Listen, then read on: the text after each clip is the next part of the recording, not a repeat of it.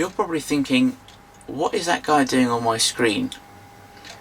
I thought that guy had gone away. Well, unfortunately, no, I haven't. I am back. It's great modelling. I know it's been a year since I put up my last video. Please prepare yourself for an entire show worth of excuses and probably false promises about why I haven't been putting up videos and my ambition to put up more videos. Well, it's good to be back. I hope you all had a excellent Christmas, a very happy New Year, and a good start to 2016. Obviously, job-wise, I'm still working at the same dealership. I'm still involved in the motor industry, but I don't sell cars anymore. I arrange and sell finance. I'm technically like a business manager for the business, so that's all going really well. That does take up a lot of my time. So much time, in fact, I've actually had to finally, after 6.5 years, give up Air Cadets, which has been obviously a big part of my life and a big part of my modelling life. Without Air Cadets, I wouldn't have got into modelling. So obviously, yeah, it's a big chapter that's finally closed. Obviously, ready for the next one. Obviously, I haven't, just because I haven't been putting videos up. I see a lot of people throughout the whole of 2015, because I didn't put up a single thing in 2015, which is ridiculous. Apart from the video a couple of weeks ago, but even that was in this year. But lots of people have put up some very great videos last year, lots of good stuff, great models, great banter and everything else like that. So that's all been really, really good. So I intend to show you this within this show about what I've been up to and what I'm doing currently, and also I've had a quick bit of things have changed a little bit in here, so I'll just give you a quick zip round, show you what's different, and then we'll crack on and have a look at what great stuff I've been up to. So sit comfortably, go and grab yourself a cup of tea, and sit back, and hopefully this won't be the only 2 videos I put up this year. Hopefully it will be. I will have some more content for you. So we'll just get the I'll just switch the camera around, and we'll have a quick look around the new layout of the modelling room before we have a look at what I've been up to over the last year or so. This is still pretty much the same. The bench is still here, obviously still with there. That's where all the magic happens. Got the extractor in there now with the big tube, which normally just hangs out the door. So going round, I've added this before. That glass shelf just there used to be in the middle, and I used to have benches on either side. I've now created this L shape with some more work surface. Gives me a lot more room, gives me a lot more space that I can either put products to a side if I need to do something else. And obviously keep all this in one place, so I'm not having to keep moving around all the time. Unfortunately, over the last year, the stash has got a bit bigger, so obviously it now goes up there, all the way to the ceiling, and all across on the same shelves it was last time, and it's now spread a bit further down as well. God knows how many there are. I probably will never build them, but hey, it's good to have a stash. That's all part of the hobby, part of the collecting. Yeah, we always say we don't need any more, and then you go to a model show and you see a very, very good price, some good bargains, and you just spend and spend and spend, which is unfortunate. So these actually just a couple of products I'm actually on the go with at the moment. Let's move those to one side for the moment. But the paints now, so they're spread out in 2 different places now. So all of the Vallejo stuff, so the model colour stuff and the model air, they're all in here, all in order. Down here, obviously, we just got our guns paints, and I think a couple I left there, the Tamiya ones. So I'm moving out. I'm using different types of paints now, and you just got some home mixes and some other odds and sods paints. Further round, obviously, we've just got all the tools and stuff, which are just all kept in the clear, cheap clear drawers, which is brilliant. This paper obviously keeps in all the weathering washes, bufferable, all the metallizer paints, so the alkalads, the Model Master metallizers, that sort of thing. And then over here, obviously all the top here, PVA glues and clears and that sort of thing. And then obviously sanding sticks and stuff that's in the same place, so are the tools, and then all the Tamiya paints, they're all in there. So I've got one of every single. I've got quite. I think I showed you, but I've got quite a backlog of quite a bulk store of Tamiya acrylics. So I've got one of every single one I've got in here. That just keeps me going. Obviously, when I need to replace it, when I've used it all, just pop in, replace that until hopefully I get through it all. But and then obviously down below, this little wooden box down there. That just keeps, you know, aftermarket bits and pieces, scrapped building materials and such like. And that's pretty much about it. So what I'll do now is I'll set the camera up in a way, and I'll get in everything I've done over the last year or so, and we'll have a quick look and go through from there. 2015 was actually quite a successful year for me. I had 12 completed builds. Okay, one or two of them were physically started in 2014, but were finished within 2015. So I'm including those as well because it makes me look a bit better. So we'll start off having a look through everything we've done.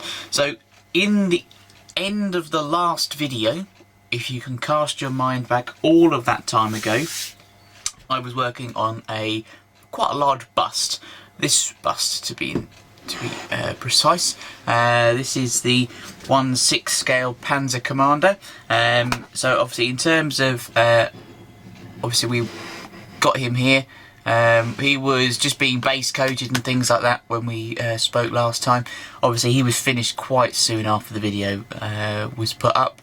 He's obviously all fully base painted. He's been, obviously, all the shadows and everything have all been done, giving him a sort of a hard look to it. Obviously, I've put him on a nice mahogany base, which is why it's on a piece of brass. But yeah, I mean, obviously, it's turned out really, really nice. Really happy with this face here. Just have you might have noticed. I don't know if the sound quality is any better. I hope it is. But I have a new camera which I did purchase quite early on in 2015, and we're obviously this is our first official test run with you guys. Just trying to see what it's like. Doesn't quite like going all the way in, but hopefully there you can see the detail and stuff on his face. Got the sort of the bloodshot eyes. You know, someone who's been in the field for a long time. I've tried to weather this black down as much as I can. I've toned the pink piping down, which is obviously a quite a distinctive feature on the Panzer DSS tunic. Obviously we've got the headgear, the headset on, which is one of the only pieces that sort of come with the kit. You just get the loop over the top really, and you get the speaker box at the front. Obviously you get the wires, you get the lead wire actually in the kit as well, so you can wire them up, which looks really, really good. I'm really, really happy with that one. I hope you are too. So that was technically the first one that we finished this year. I think I'll get all the figures out of the way first because they're the sort of smallest and sort of most intimate. Okay, let's just try and get this camera back. There we go. Okay, so obviously, if you haven't had a chance to have a look at the video that I put up a couple of days ago, obviously we finished this little guy. Now this is Mitch's Military Models 200mm SS figure, SAS Sniper, I should say, not SS figure. This is one of the best figures I think I've ever done. In terms of it's sort of the tonal, I mean, obviously the camera there showing the different shades and of obviously the trousers and the tunic. Obviously it's a camouflage tunic. This rucksack here I'm really, really happy with. If I just bring you in a bit further. Really, really happy with this. I'll just pop that out just a second. There we go. Really happy with the variations and the colouring and everything on there. It really gives that impression that he is in a desert situation. Obviously, I hope you can get some better. If some of the pictures on the video weren't fantastically clear, but hopefully you can see the base there. And I hope that one I really enjoyed this one. Bit of a challenge, obviously. Obviously dealing with such a large figure. But it turned out really, really well. I'm really, really happy with it. So if you haven't had a chance to look at the video, I've done the full video build of this kit here, which is on my channel there. So please go and have a look at that. Obviously, if you've got any questions about anything I do with figures and stuff, I explain briefly about how I do faces and stuff in the video, just by sort of slide by picture by picture. But if you want to ask any further questions, just stick them in the comments, and I'll do my best to answer any questions you have.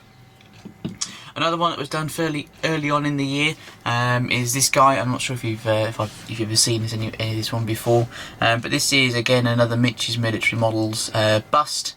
This one is of Beatrick, which he was in charge of all of the SS battalion in Arnhem in Operation Market Garden.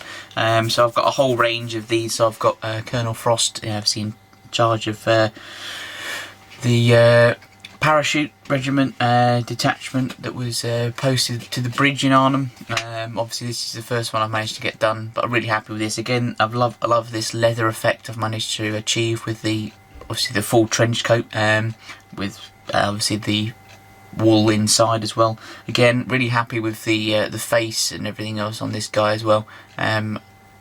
Really happy with it all together. So again, that was another one that really turned out really well.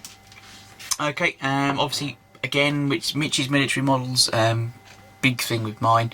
I really like these guys. This is Flight Lieutenant James Nicholson VC. Obviously was done because last year being the 75th anniversary of the Battle of Britain, we had a theme night at the club, so I managed to get him done in time for him. He is obviously part of the Victoria Cross set. Again, I've got one I'm sort of working on at the moment and another one to do. I'm really again happy how this turned out.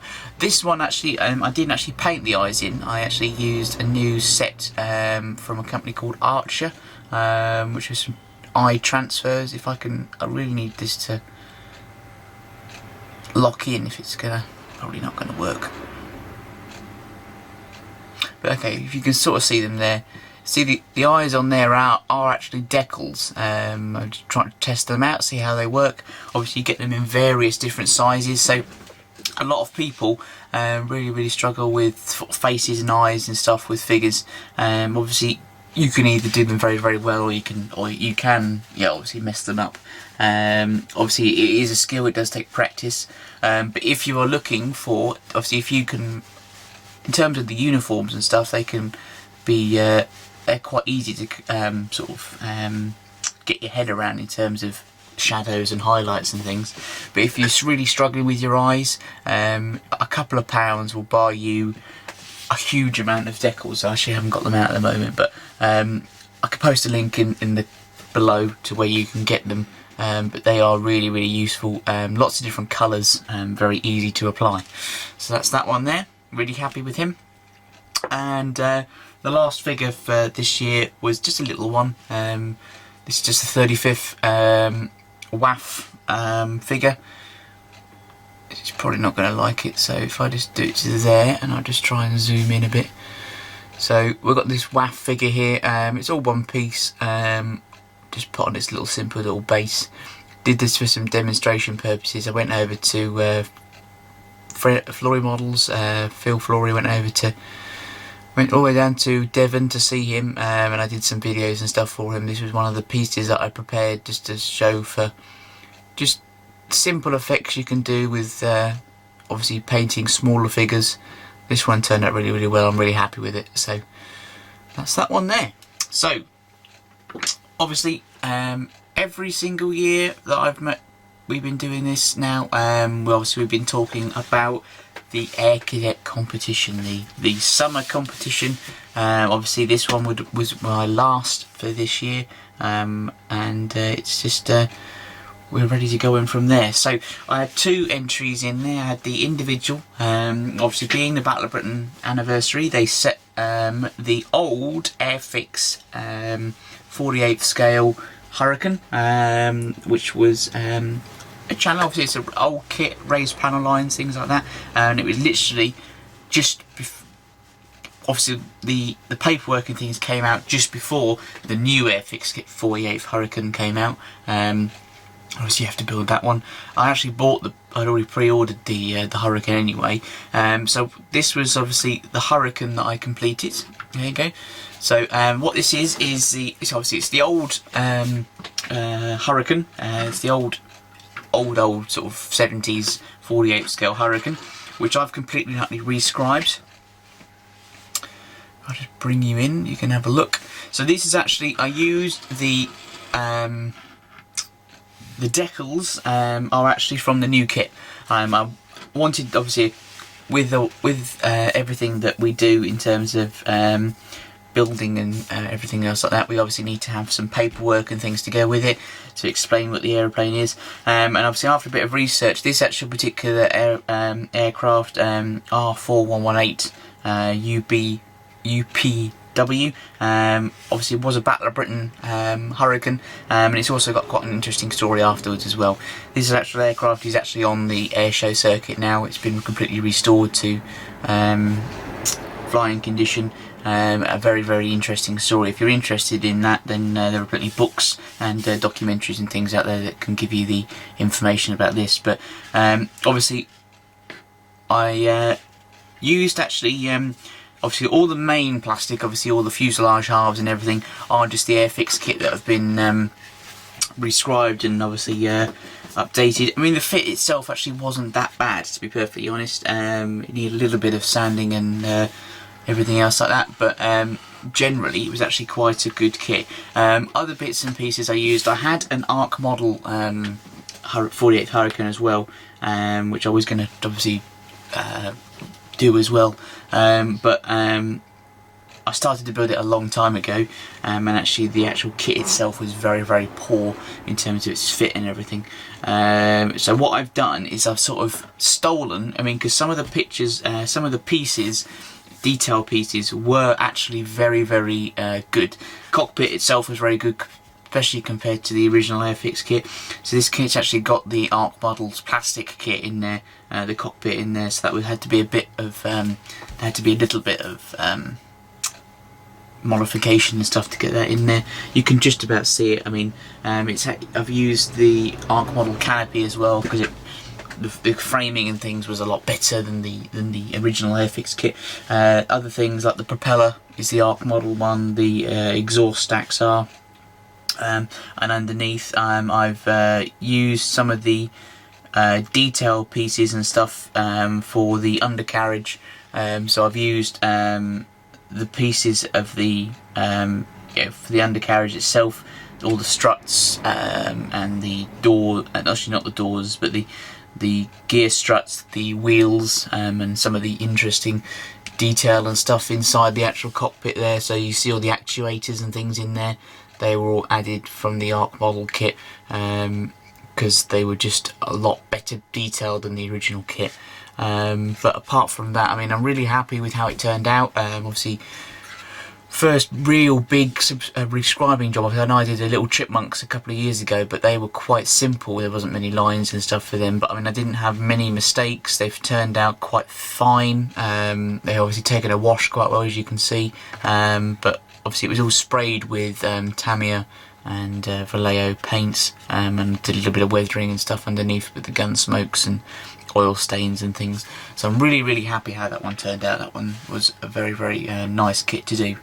The other kit that I did for the Air Cadet competition was quite a challenge. The kit itself is probably the worst kit I've probably ever attempted in terms of its fit and things like that.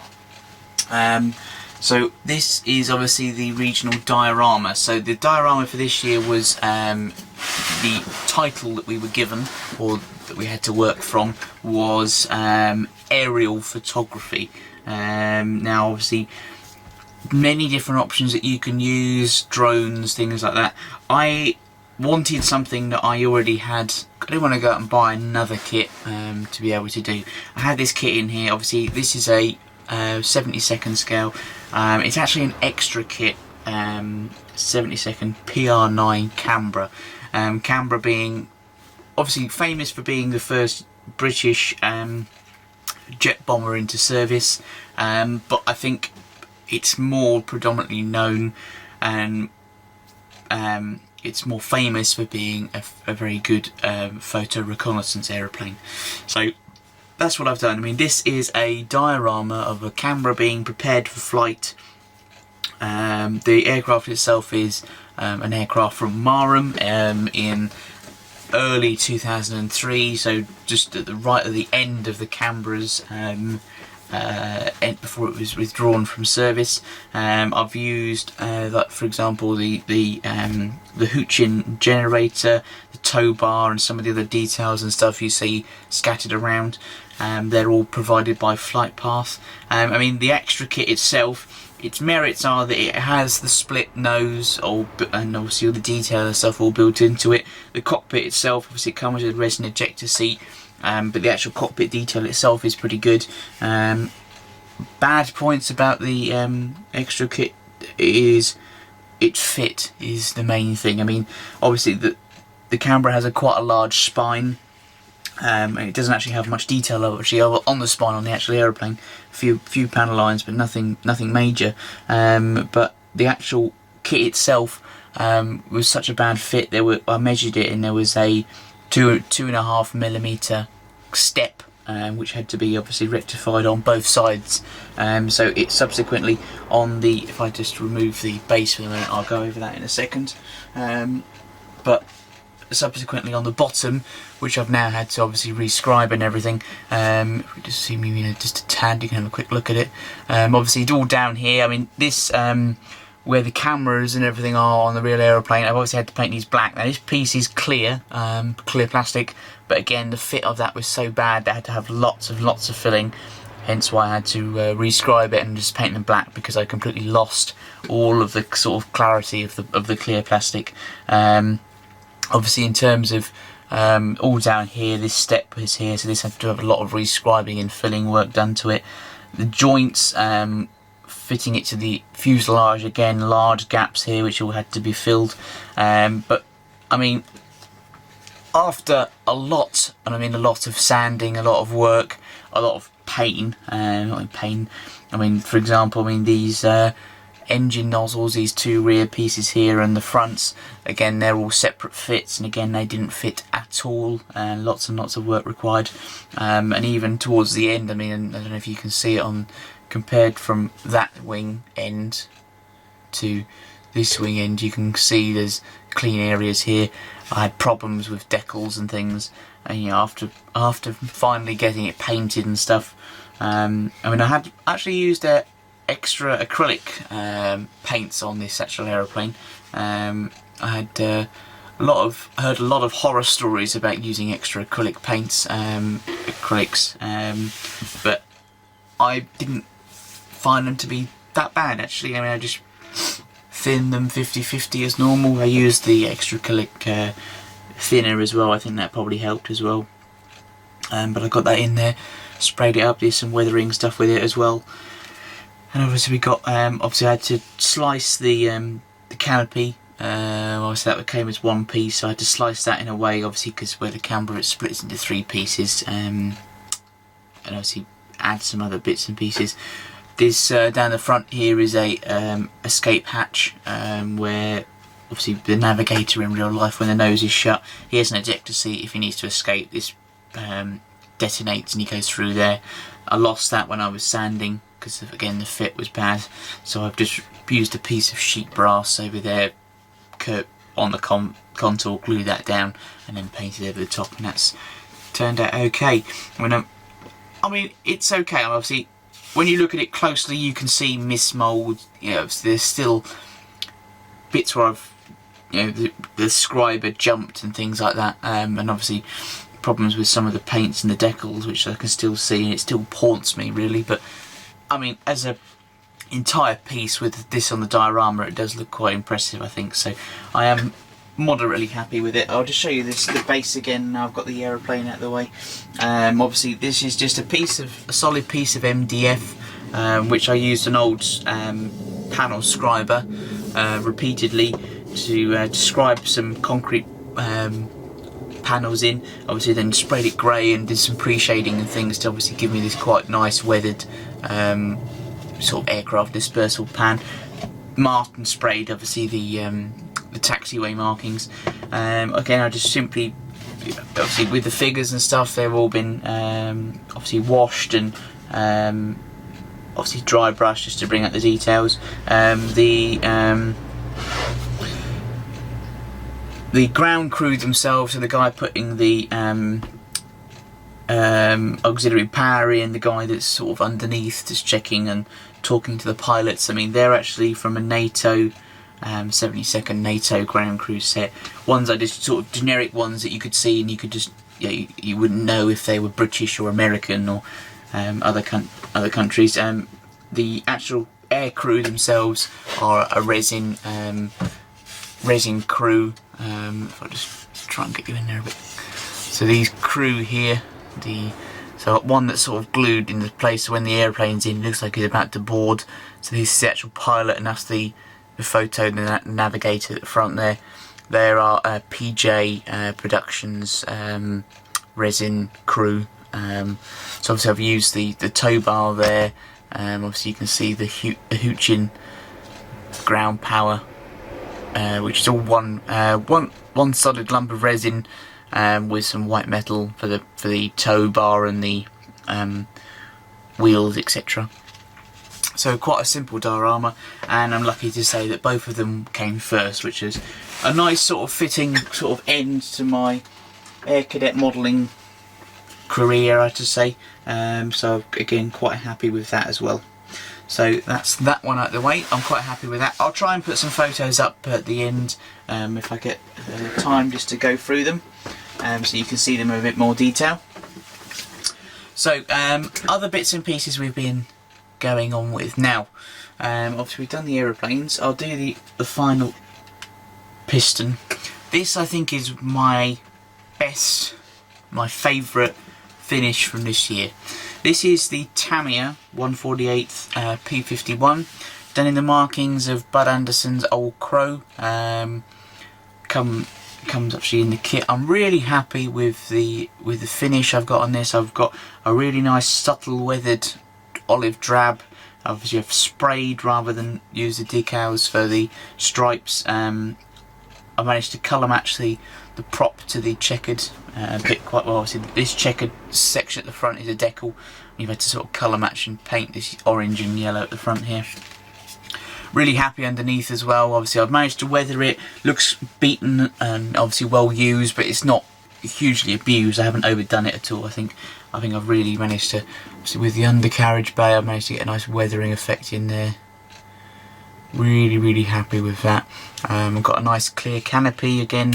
I've managed to keep the masking and stuff's all gone really well. You can see the detail and stuff in there. And again, obviously show you these wings. So I managed to get the sort of very faint gun smokes, which I really struggle to do sometimes.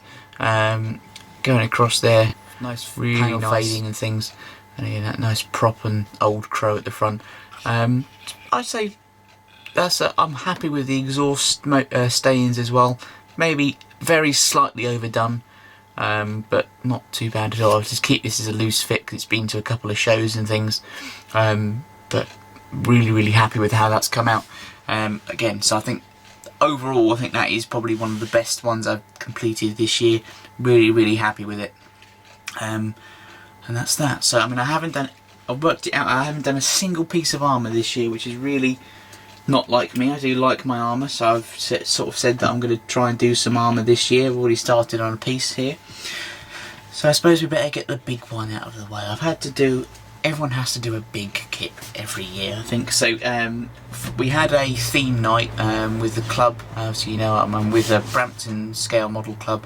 We have a theme sort of every 2 weeks with different subjects. You know, things like forgotten conflicts, things like that.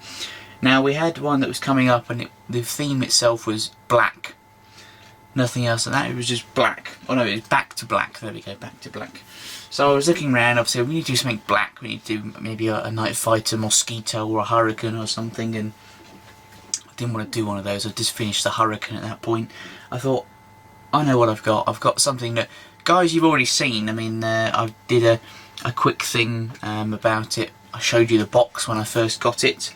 All that time ago. It's probably in the sort of 2013s when I first started doing proper videos with me in it. So it took me, actually it went together okay, went really nicely, really kind of happy how this turned out. And here it is. This is the Trumpeter 1/32 scale. F-117 Nighthawk. So really happy how that's turned out. Obviously, what I've had to do, because I've gone to so many shows, I had this, when I initially finished it, I had the canopy as a open, so because I was really happy with how I've done the cockpit in there, really good. I'm just trying. I've had an Academy pilot figure in there. I really don't even just go to see him there. I've modified him slightly so he's got his thumbs up. So what I don't know if I've fully glued that in there now, so I can't even show you that. But I was really happy with it. So, but it got not, because this is obviously quite an awkward kit to carry around with. Obviously, you've got plenty of antennas and stuff to break off, and it's just sheer size. The canopy kit getting broken off, so I just cut off the supporting rams and just glued it shut. But it's a shame, but I've managed to get it sorted now. So again, yeah, really happy with how that's come out. Obviously, everyone's got to do a big one. The camera is showing, because we've obviously got quite a lot of light here, showing quite a lot of sheen on it. Actually, in real life, it is quite flat. It's dead flat, which obviously as these aeroplanes were. Obviously underneath, I've decided not to do the bomb bay doors open. Obviously, the kit does give you a the option to do that, and actually you do have to do a little bit of modification actually to get the bomb doors shut. But I decided I was in quite a, not a rush. I didn't have a huge amount of time to get this done. I didn't want to do the bomb bay doors open, but obviously we've got all the undercarriage there, all done in the white, which has been nicely grimed up as well. And I'm really happy with how that one's all turned out. So that's the big one. That's the big one out of the way. I've done quite a couple. I've done 2 black ones this year. Obviously, every year with our main club show, and also when we go to Telford, we have a modelled. We have a theme. We have a club table with a theme on it. Now the theme this year, last year it was Brampton at the movies. This year we've changed the theme. We do a 2-yearly theme, and this was the first year of the new theme. And this year we decided to do a museum theme. So Night at the Museum. Now our main centrepiece, which I'll try and put a picture of, I'll display it in a minute. We actually built a 72nd scale replica of the American hangar at Duxford. Obviously we built the full hangar. We obviously didn't put the roof on it because we wanted to see the models themselves, but we had about 15 members of the club build all of the aeroplanes in the hangar. So myself and another member actually built the hangar, and everybody else sort of did the planes. But I did do one of the aeroplanes, which is one of my favourite ones in there. It was also one of the easiest ones to build. I built this one. So this is the SR-71. We had a special decal sheet, which is available in limited editions now from Alley Cat Models. We had they kindly commissioned a decal sheet for us, so we had all of the correct markings and everything. This one being the most simple, literally just have the tail fin markings on there as well. Doesn't have any of the national markings or walkway things on it as well. So this was obviously quite a striking aeroplane, obviously just being black. Obviously, if you've ever been to Duxford, the American Air Museum, obviously at the moment it's shut because of it's being renovated. But you'll know if you have been, that underneath the SR-71s, it has two of the engines actually out. So what I've done is I took an old kit, a Fujimi F-14, which kindly includes the engines for the aeroplane. So these are F-14 engines, which I have. I'll just zoom in a bit. I've taken the F-14 engines, quite basic, no major detail, and used lots of photos to add all this piping work is specific to the SR-71 engines. This is what helps it maintain its high speed, sort of pumping its raw fuel into. Obviously, it's all part of the afterburner ejector seat things. Obviously, I've put some stands because they are on sort of trolleys. But managed to spray those up, lots of lead wire and things, and I managed to do 2 of those. So they actually, unfortunately, obviously in the actual museum, they sit actually underneath the aeroplane. So when in the finished hangar, it was very difficult to actually see them. But obviously, if people, obviously this is right at the front of the museum. Obviously, there's a last piece of glass in front. Obviously, if they look down, they would be able to see them in there. But I did them just as a side piece as well, so that turned out really well. I also put the Hurricane, because it is actually flown in a preserved way. It's obviously been preserved. It is technically, obviously it's a flying museum almost, isn't it? So it's obviously it flies around on the flying circuit. I put that one in there as well. So no, it was done in Battle of Britain sort of exterior. It's not clean and as it is when it actually flies, but it was just there as a representative. But this was the main thing. Obviously, I'll put a picture up at some point when I'm talking here, so you can see what the finished museum piece actually looked like. It did look very, very good once we got everything sorted. Okay, so there's not many more to go. You'll be glad to hear. I'll try not to. I actually can't see. There's no sort of time at the moment, so I don't actually know how long I've been yabbiting on at you for. I'm sure it's a good amount of time, knowing me. So it means it will take ages for this to get uploaded, but you know, that's the sacrifices we make for you guys. So the other one I've done is this little guy. So this little diorama here. This is a 1/700 scale diorama of HMS Sheffield during the Falklands War. So obviously this is just after it was hit by the Exocet missile. There is quite a famous picture taken from sort of that sort of angle. Just try and get you in that sort of angle where you see she's obviously been hit. Obviously lots of smoke coming out. You can still see the ship in quite. It never sunk. It didn't sink here. It didn't sink till later on. But we've got a 700 scale Sea King decked out in the correct Royal Navy scheme for the Falklands. Obviously this is the Dragon Batch 2 Type 42 destroyer, which I've done in as Sheffield. Obviously we've just done that on a. Obviously you can build it as either a full hull or a waterline model. So I've done it as a waterline, just a simple base that I've bought, pre-built for something else, but I just thought that was quite a good size for this thing. And obviously this is not accurate, but obviously I just used the Sheffield plaque that I've got there, just so people know exactly what it is. But obviously got little 700 scale Sea King, and this is just stuffing, which you can find. Yeah, obviously if you've got teddy bears, or if you do cushion making, that sort of thing. This is just that polyfiber filling, which is I've just scratched up in the same shape as the smoke, and sprayed grey and various other colours.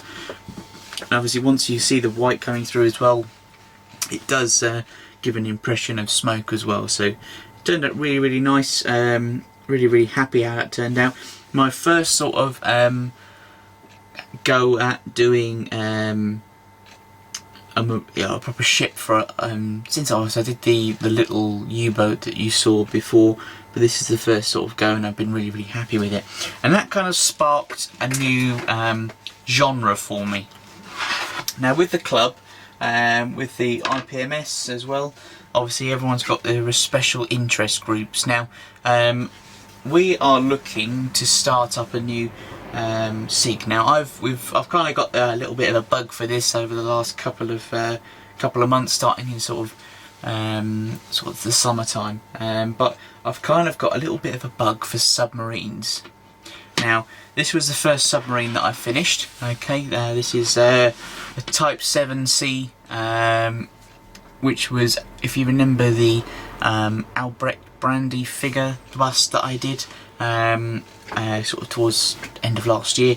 This is actually his boat. This is actually U-617, which he used in the Mediterranean. Obviously this is the Revel 144th scale kit. So I'm really, really happy how this turned out.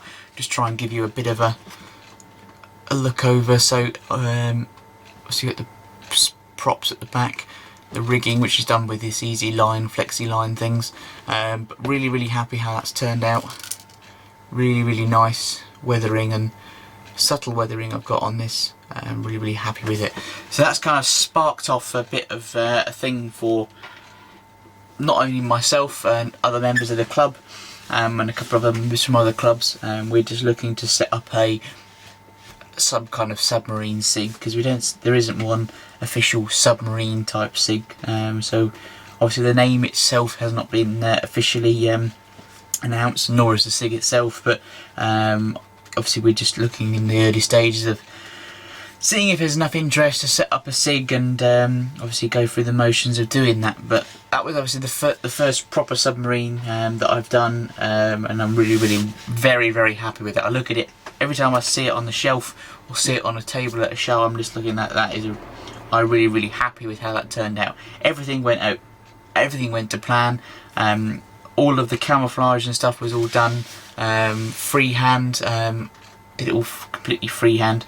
All the camouflage work. Obviously the main I had to mask the top and lower colours, but all of the blotch camouflage pattern, that was all done. Just simple washes. It was just very simple to get done, and I'm really happy how that turned out. And that kind of leads me on to my last kit which I completed just at the end of the year. I actually bought this kit at Telford, and come the new year it was finished. So very simple. This is just ICM's, I'll move this one out of the way for the moment. This is ICM's Type 2B, so very early. It's actually 43 boat, but it's obviously an early sort of 39, so start of the war. Just a little Type 2B. Obviously compare this to the size of the other submarine. It's about a third shorter, but really happy how this one was a nice simple kit, simple colours. Really happy how it turned out. Nice weathering on it, nice little base as well. And that was that really. So I mean, that covers off everything that I've built over the last year or so. I mean, other things I'm working on at the moment, I mentioned about VC sets. I mean, these are just it's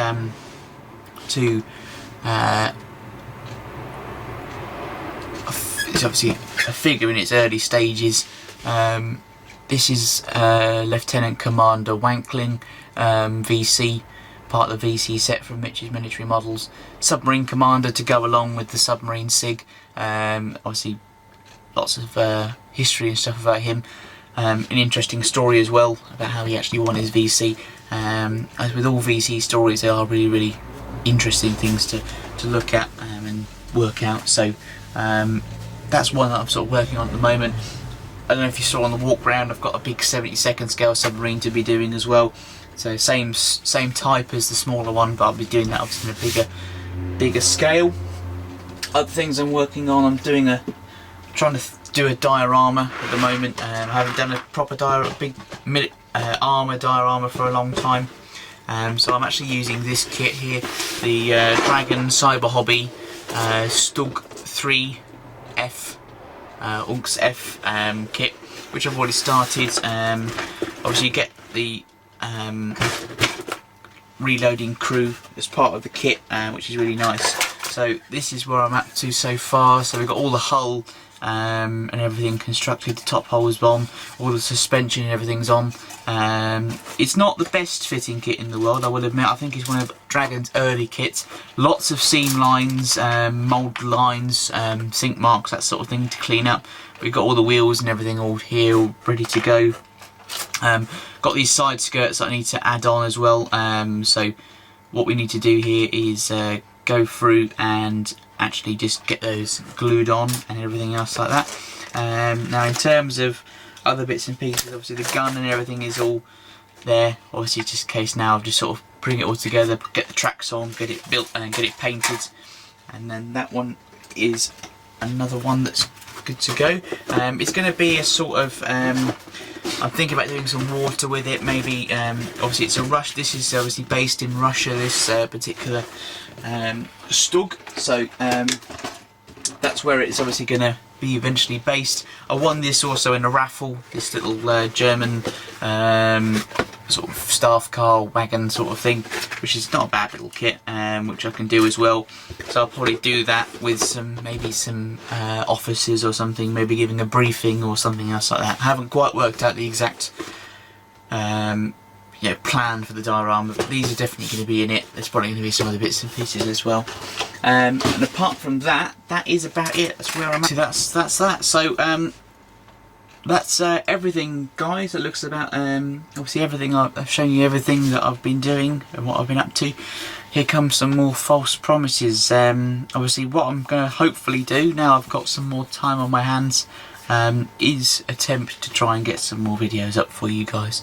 I just got to thank every single person who has sort of stuck with me, really. Obviously, it's been a long time since I've uploaded anything. Thank you even to the people who, although there hasn't been any content for a year, still continue to subscribe. So to all the new subscribers out there, thank you very much for subscribing. Sorry I haven't had a chance to sort of have a look at your channels and sort of comment on your videos, but obviously, just life gets in the way sometimes, and that's just obviously, this is a hobby, and obviously we need to work and do other things to be able to pay and get the time to do this sort of thing. So obviously, in terms of where we're looking to go to, obviously I've finished cadets now, so it's now just a case of we're going to have a bit more time to sort of get things done. There's going to be a lot more models and stuff going on, because with the club is always doing something. Always got theme nights coming up, always got shows to happen, so obviously we've got more things to do for this museum theme for the club. So again, that's all things that hopefully I can bring you updates and stuff on. I think it's probably going to be a case of us doing more updates like this rather than me doing sort of video builds. I don't really have the time to sort of commit fully to a proper video build, me sitting here and going through each and bits and pieces.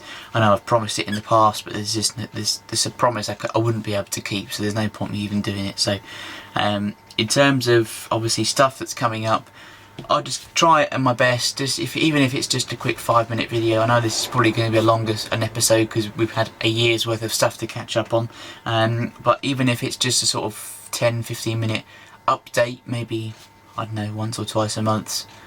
Actually, that's probably not even going to happen. So if I come to you, I'll put them up as and when I can, and hopefully you will enjoy them. If you've got any questions, comments, please let me know. If you like this sort of stuff, anything you'd like me to try and show you, if you've maybe got any questions about how I do certain things, I don't mind trying to do small little how-tos if I grab the time. Obviously I have one day off during the week, hence why you're getting this. I have one day off during the week from work, and obviously I have Sundays and stuff as well, when I haven't got club stuff or family stuff going on as well. So please stick with me. Thank you very much to all those subscribers. I've just got a couple of quick shout outs. Obviously I have been looking and watching videos since, obviously this is mostly for I've got quite a stern telling off at Telford when I spoke to Making Models Again. Gary gave me quite a telling off about not putting videos up, so hopefully this will keep you at peace for a little while. I've also been watching a hell of a lot recently, and obviously for quite a while now, a really very good YouTuber and really good modeler as well. It's a guy called channel called QDC 748A, I think it is, but QDC. I don't know if any of you guys watch his videos or have seen what he does. When I first sort of saw the channel, I didn't know really what to think. I didn't know what to sort of make of what he does. But in terms of, obviously, if you've watched him recently, he's been doing a very interesting Operation Overlord diorama, which is quite an impressive thing when you see it finished. Obviously, he's all about obviously trying to promote other people to build kits. Obviously, some of his early stuff was, I didn't really know what to think about bits and pieces, but as I've watched with him, I've stayed a subscriber, stayed watching his videos, and I really look forward to every time he puts a new video up, because the way he goes about it, he makes everything very simple. He makes the kits he actually produces are very high quality.